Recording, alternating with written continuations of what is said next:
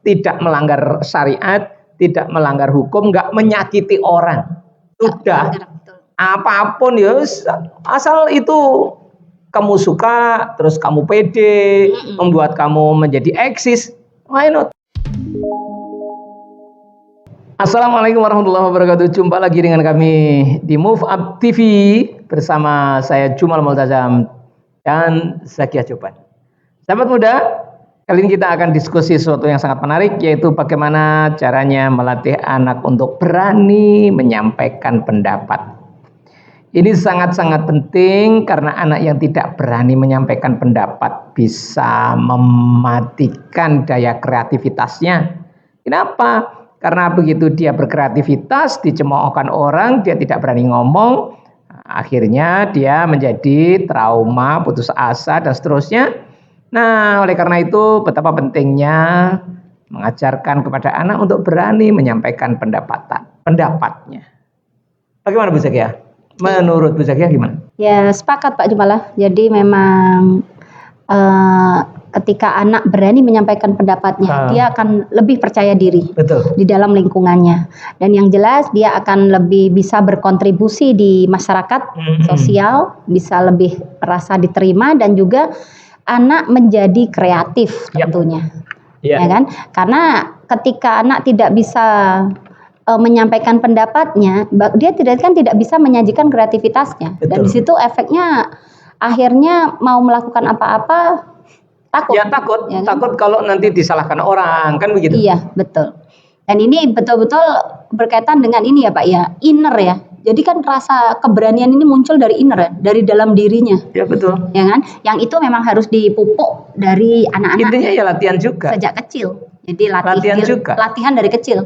Iya, nah yang kemudian penting adalah, nah bagaimana caranya melatih anak? Ini kalau salah satunya Pak, yang kalau saya praktekkan di rumah ini, anak-anak saya minta pendapat hal-hal kecil dulu. Jadi hal-hal sederhana, misalkan memilih makanan. Jadi memilih makanan, ya udah kita kasih aja ruang mereka. Kita kasih ruang untuk memilih makanan selera mereka sendiri.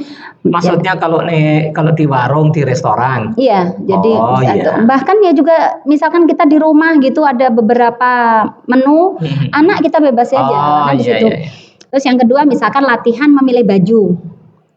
Jadi dia punya pendapat masing-masing. Pendapat misalkan baju ini menurut kita sebagai orang tua misalkan nggak matching. Tapi kalau menurut anak matching, kenapa enggak gitu. Jadi anak kita latih dengan mereka terbiasa menyampaikan pendapat. Jangan semuanya didikte. Iya, nggak semuanya nunggu kita. Tapi gimana kalau menurut kita nggak matching? Bener juga itu. Kalau saya Pak, ini saya betul-betul saya praktek. Anak-anak Pak Jumala bisa tanya, anak saya tuh walaupun pakai nggak matching, saya biarin. Justru di situ saya merasa latihan PD. Itu kesempatan latihan PD. Latihan buat orang tuanya. Latihan enggak buat anak. Oh, buat anak. Anak itu akan merasa dia PD dengan apapun iniannya dia. Jadi dirinya sendiri. Ini contoh Pak, anak saya yang pertama ya, Zan itu senangnya pakai baju itu unik.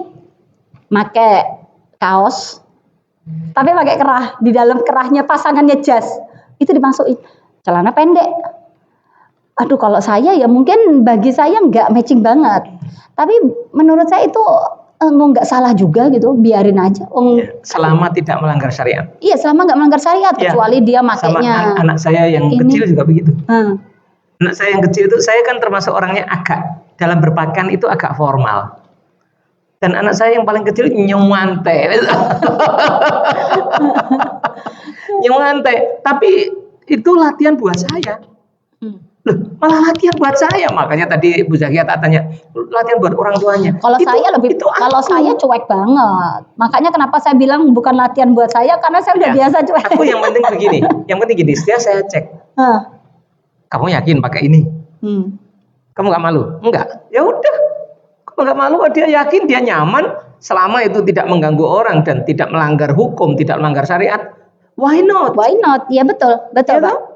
Justru di situ kesempatan anak kita berani tampil beda, berani menjadi dirinya sendiri, kesempatan dia untuk bebas selama tadi tidak melanggar syariat.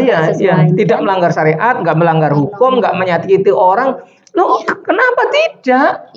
Bukan masalah bajunya, Ya. bukan masalah makanannya, Ya. tapi di situ adalah proses dia untuk menyampaikan Iya. pendapatnya. Untuk aktualisasi diri. Aktualisasi Iya. dirinya. Di situ jadi memang kita orang tua pertama memberikan ruang buat anak kita untuk bisa menyampaikan persepsi mereka masing-masing, Iya. pendapat mereka masing-masing. Bahkan ketika kita menganggap tidak matching pun, iya kan? Iya, justru itu Jangan langsung disalahkan, oh itu nggak matching. Nah itulah kita loh, dia matching kok. justru ketika anak kok berani dia menyampaikan pendapatnya yang bertolak belakang sama orang tua, Iya. itu justru berarti dia sudah berani, Pak, Iya. udah berani untuk ini tadi. Karena kalau enggak nanti jadi korban kayak saya. Dan mungkin bukan hanya saya, tapi generasi saya juga. Coba kalau generasi saya dulu suruh gambar pemandangan, apa yang terjadi? Mesti gambari gunung 2, tengah ada matahari, terus ada jalan, cagak listrik. Iya, kan nggak berani menyampaikan Enggak pendapat. berani kita gambar yang lain, enggak berani. Ya anak-anak sekarang Oh, berani. gambar tuh macam-macam. Berani Gunung itu. itu anak saya tuh mau gambar gunung warna ungu. Saya tanya alasannya apa? Karena mau maghrib, Mah. Jadi sudah kena sinar mataharinya, sudah mau maghrib. Ya enggak masalah. Yang kedua, kita sering ngobrol ke mereka, ngobrol-ngobrol keseharian, obrolan-obrolan dialog gitu kan sama anak keseharian, yang di situ kita memancing anak untuk menyampaikan pendapatnya. Yang pastinya jangan diinterupsi. Jangan diinterupsi walaupun salah. Ini kita tahan diri kita nih, nahan diri walaupun aduh nih kita benerkan dikit nih, ini kita harus menahan diri. Kita orang tua tahan dulu lah.